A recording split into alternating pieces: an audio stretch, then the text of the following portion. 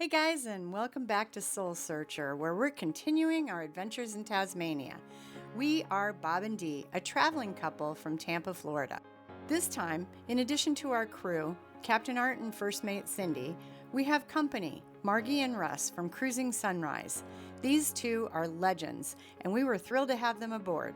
Fun fact, Russ is actually the one who introduced us to the Iliad brand back at the Sydney Boat Show in 2022, so really, we have him to thank for Soul Searcher and all the maintenance that comes with her. While we are super psyched about our guests, we also have the potential sword of Damocles hanging over our head. The Bass Strait has a reputation for being unpredictable, and we need to spend some extra time planning for the crossing after our guests depart. But even with the best planning, anything can happen out there, and I know it. I've got this upcoming quest in my head as we're continuing our journeys in Tasmania.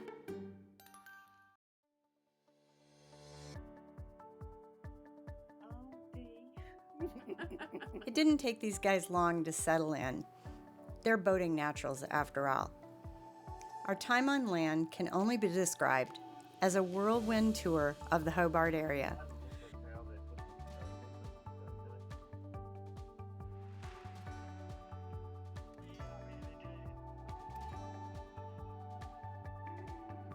Oh, this one's not available till 8:15.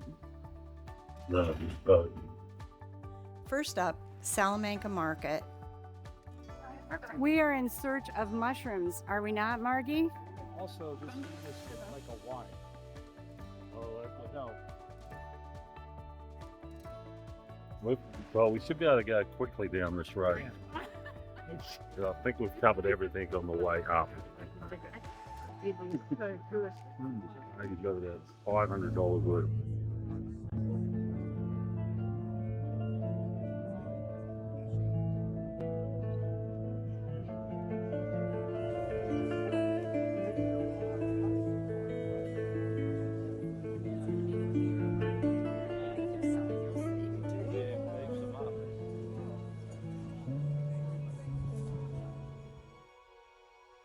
Local produce, delicious food, and the kind of shopping that makes our guys nervous.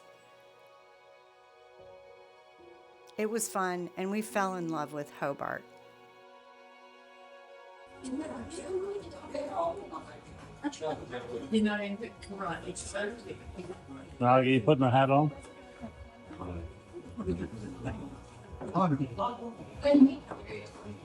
Let's go with you, Oh, look at her. Let's come hither if I've ever seen it.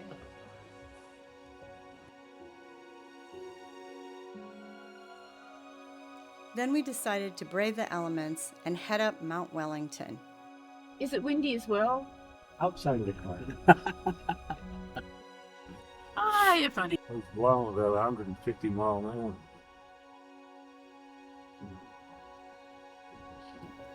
The Soul Searcher crew had already been up to Mount Wellington one time, but this was Margy and Russ's first trip to Tasmania, so we knew that they would enjoy the bird's eye view of the entire area.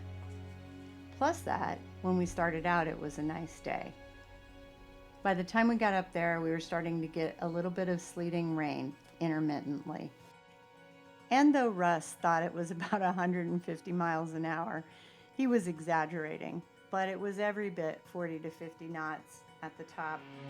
Especially rewarding was getting to see the mist as it rolled off the mountains. I've just really never seen anything like that before.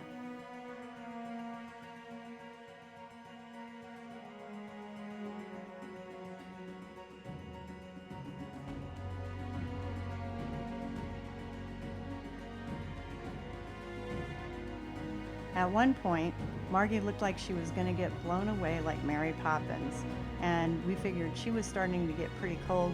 We needed to get her down off the mountain.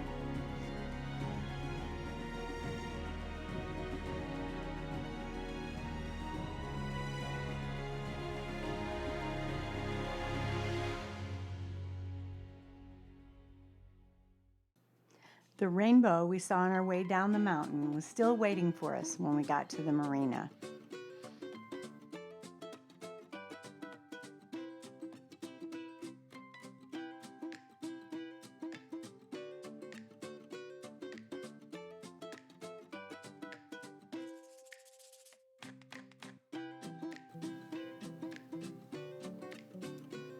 The next day, we made our way to Mona, the Museum of Old and New Art. If you've been or heard about Mona, you know that it's very unusual, sometimes beautiful, sometimes a little bit kitschy, but always memorable. We especially enjoyed seeing the ceiling with the drop bears. Look up drop bears and leave me a comment below about what you think they really are. We also thought it was cool that some of the property was used to grow grapevines to make Tasmanian wine. One last dinner in port full of conversation, a quick provisioning trip, filling up the snack drawer, and we were ready to take off.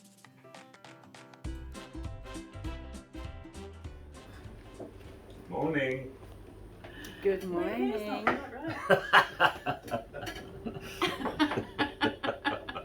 I just loved hearing you talking about your experiences. That was pretty amazing. Oh, with those little children. Mm-hmm. It was pretty special for us too.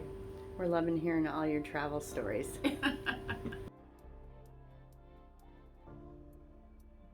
With our land adventure complete, it was time to head out to sea. We were very excited about being at 43 degrees south. If you're sailors, you know what I mean. That's some pretty challenging water out there.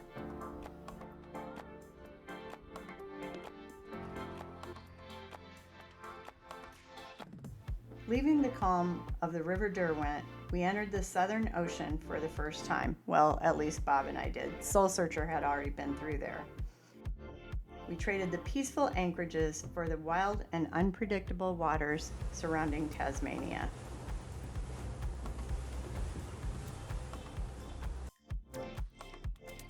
Our first stop was Port Arthur, where we explored the historic old prison ruins.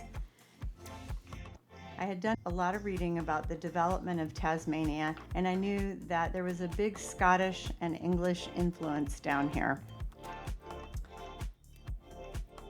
People were often arrested for very minor infractions and then transported to Tasmania, where they became indentured servants, even more than prisoners.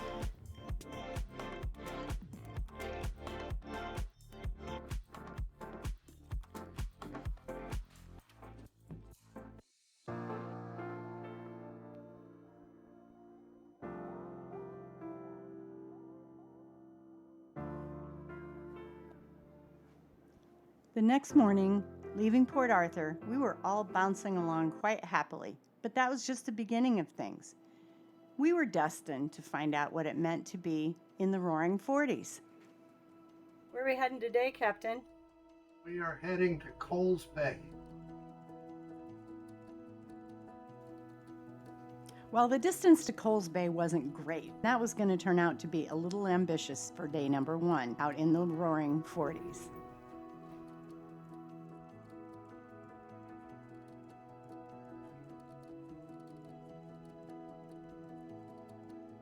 How you going, Margy? I'm having a terrific time. Good.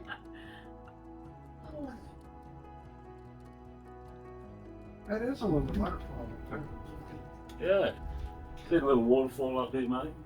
We're looking out the side window. Very good view. We'll buy it in a minute, but we're getting there. We'll ruin it for us. Oh, you've got your own viewing window. Yeah, our own estate. We're just in the present, we're not looking forward.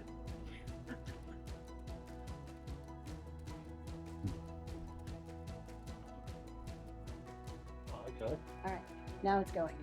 Oh, that's a bit better. This trip, I was plagued with more gear problems than I would care to mention, but Russ did save the day and help me out with my GoPro. Once we headed out of the inlet where Port Arthur is and along the west coast of Cape Pillar, you can see that the sea conditions started to really pick up. This is where we started getting into some 2 to 3 meter waves. 4 of the 6 of us were quite experienced in these conditions. One other person, Bob, did really well, and then there was me, I just hung on for dear life and hoped that it would be over soon. But even though I was hanging on for the ride of my life, I was not immune to the rugged beauty that surrounded us. The forces of nature, the water, the wind, and the weather that had created these beautiful rock formations was just glorious to see. And the waterfalls, oh, the waterfalls, they were everywhere. And even though we'd only gone about what I imagine was 30 miles south, we were nearing the entrance from the open sea. And the change in the rock formations was incredible. They started forming these eroded vertical pillars, which I guess is why they've named this coast Cape Pillar. It was incredible. The video does not do it justice. I had never seen anything like this in my life. At one point, Russ hooked a massive fish, but the boat was rolling so much we couldn't reel it in. That's when buy a gaff shot to the top of our shopping list. Also, I had just a mild panic moment thinking if Russ went overboard, we'd never get him back. Luckily, he stayed inside the boat, or should I say, out on the sugar scoop. As we rounded this promontory, I was thinking that this was probably about the worst of it, and we were pretty much home free.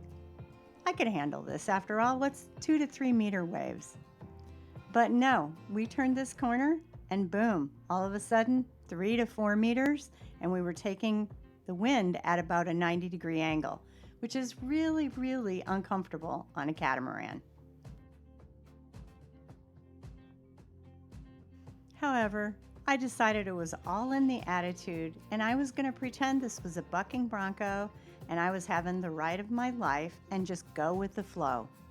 After all, what else can you do in this kind of a situation? One important thing to note at this point is that the video tends to smooth out what is a really rough ocean in reality.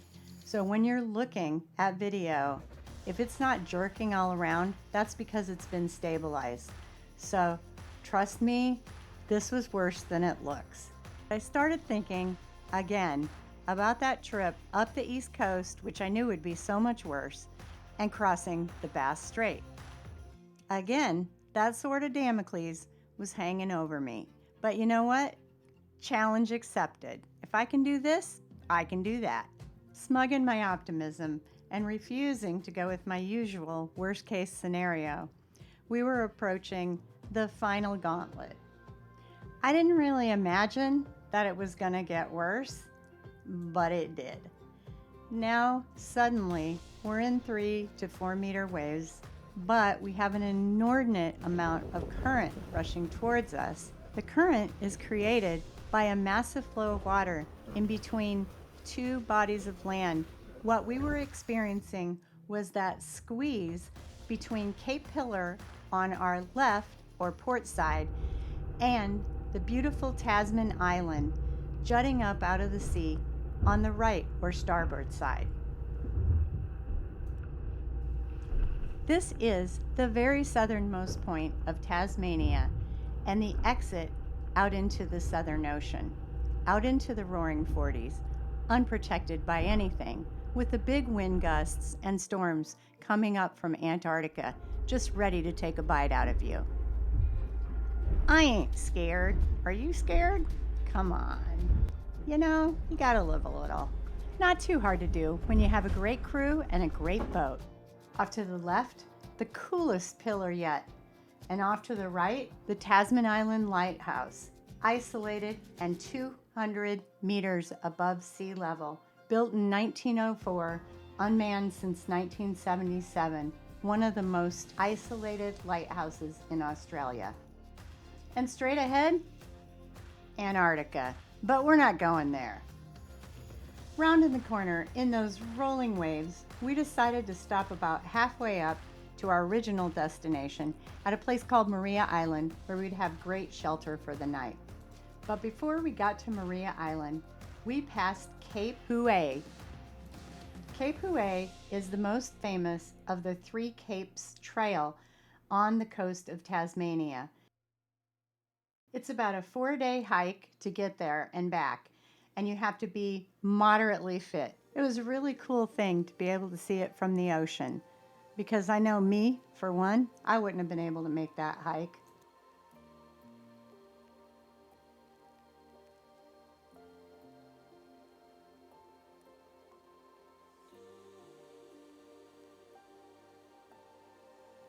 I was so relieved when we got to the protected waters around Maria Island. It was beautiful, and I even had the gumption to fly the drone.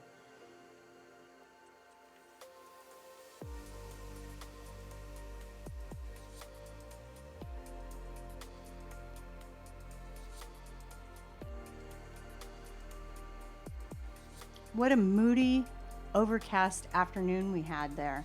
But we had a really nice night's sleep, and the next day we were up, rested, refreshed, and ready to move on.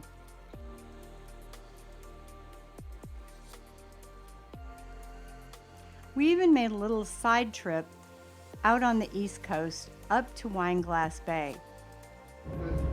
Well, Russ, let's talk about the one that got away.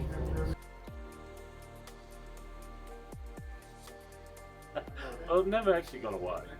You let it go. I let it go because it's going to be quite difficult to deal with filleting and blood and guts. But yeah, I think it was a tag and release. So, was that the roughest seas that you've ever done fishing in? No. Just the roughest yesterday. Yes. Yes, it was. It was challenging, that's for sure. Yeah. What would you say the height of the seas was yesterday? I reckon it's probably pushing 3.5 at 27 knots, I think it was. Yeah. At about 90 degrees to the boat. So, and we had some current at 5 or 6 knots of current there in there as well. But that's where fish live. All right. So that I learned that yesterday. Fish like big seas and big current and all of that because it gets everything stirred up, right? Fish. So they can. Fish love it when it's uncomfortable for fishermen. Especially the ones that are left in the world. Yeah. All the easy ones are caught. Yeah. Okay. That's your story and you're sticking to it, right? I'm sticking to it. All right. But anyway, maybe today. We might get a fish today. Yeah, I'm not going to put the line in until it's the correct area. Isn't this the correct area? No. And then, the fish that got away, the fish that we allowed to live yesterday, we released on his own recognizance. How big would you say he was? Well, he was Wait a about, I'd say between 20 and 30 kilos. You know, southern bluefin, about that round, and about a metre, a bit more than a metre long. It was a decent fish. So even though there's 6 of us on board, there was a fair bit of chewing there. Yeah. Yeah. The one that got away. No, it didn't get away. We released it. Get that right, please. Get that right.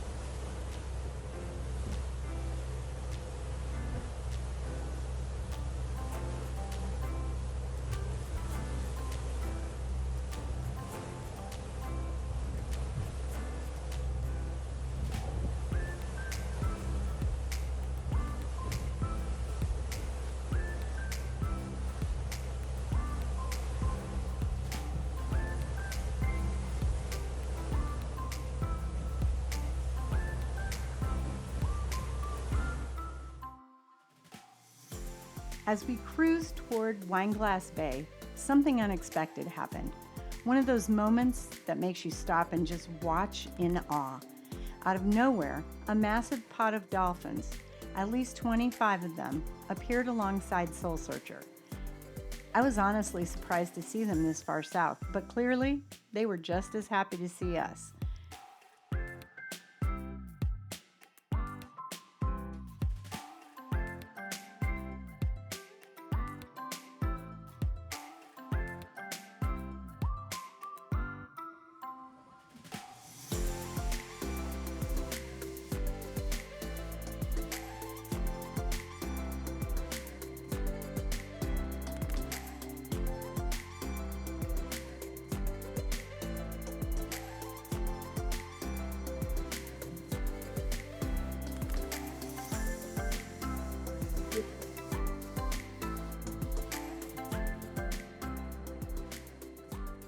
Dee, it's absolutely amazing. Come and have a look. It's incredible.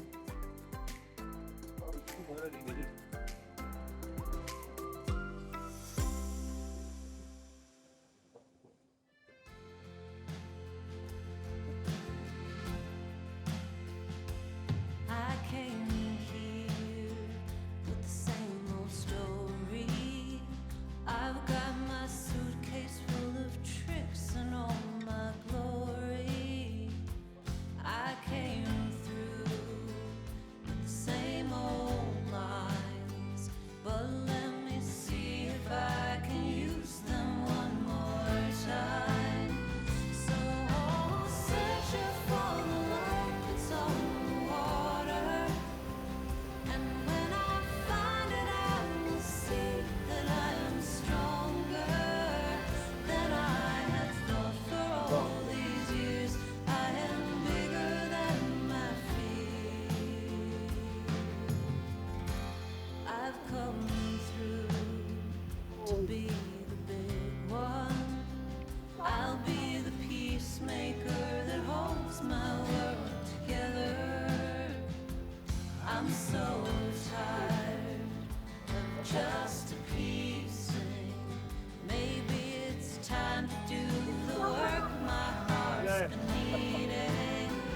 So I'll search for the light that's on the water, and when I find it, I will see that I am stronger than I have all these years. Right there, I see it. Yeah, right there. Oh, it's the weeds. The one is above.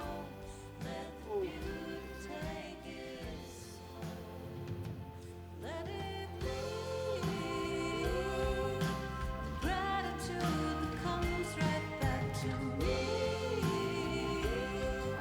Searching, I've been searching, sets me free. Sets me free. They rode our wake with effortless grace, leaping and weaving in synchrony, as if putting on a private show just for us. For 15 magical minutes, we were surrounded by pure joy, sleek bodies slicing through the water, catching the light as they arced through the air. Even for seasoned travelers like us, this was unforgettable. We laughed, pointed, and just soaked it all in, knowing that no matter how many places we go, nature always has a way of surprising us. How many would you say there were?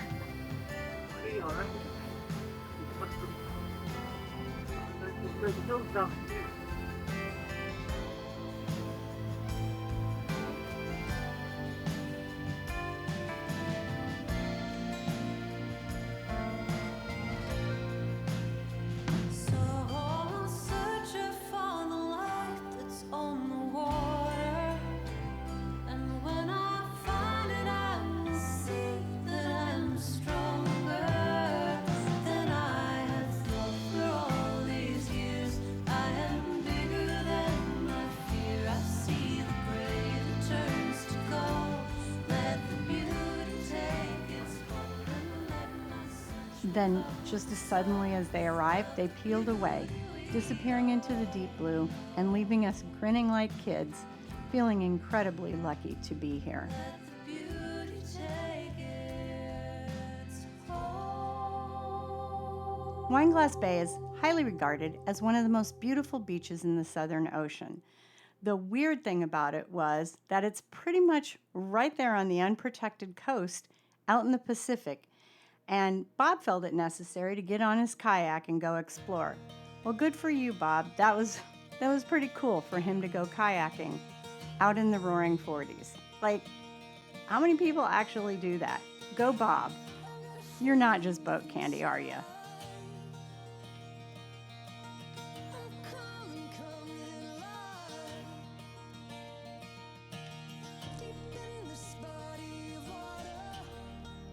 After making our way up the coast, we arrived at Coles Bay, 192 kilometers northeast of Hobart, and one of Tasmania's most stunning protected inlets.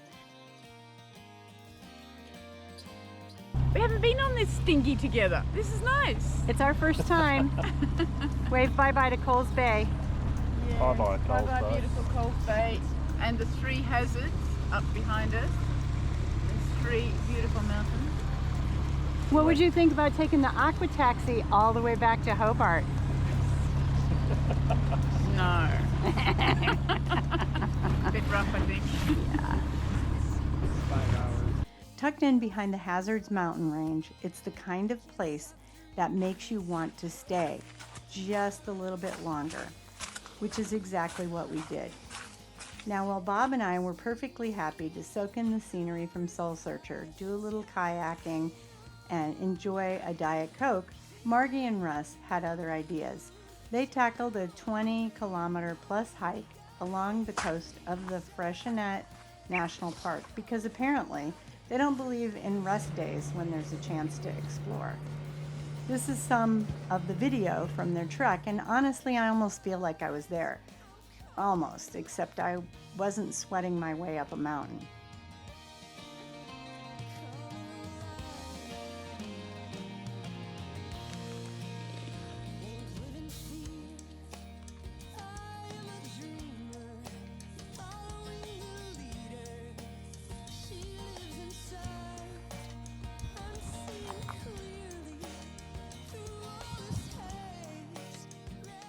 After a long day of adventure, whether that meant hiking wild coastlines or simply enjoying the view, we did what cruisers do best, gathered around for good food, good stories, and of course, reliving the best and funniest moments of our trip. Coles Bay gave us a little bit of everything, adventure, relaxation, and plenty of moments that reminded us why we love this life. But as always, the journey must continue.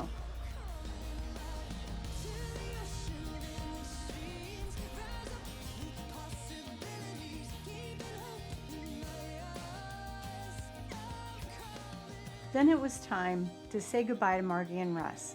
They caught a ride back to Hobart on Big Pete's Seats, a name that sounds like an amusement park ride, but is actually a bus service.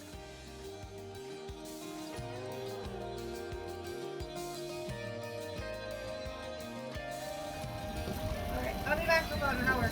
All right. I'll keep the lights on.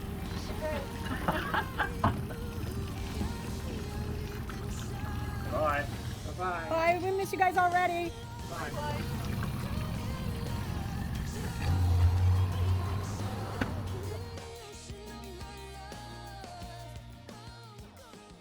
With our guests gone, we turned our focus to the next challenge, preparing for the 2-day cruise up Tasmania's east coast and through the tricky passage across the Bass Strait. But that's an adventure for the next video. So join us for crossing the Bass Strait. And in the meantime, keep searching.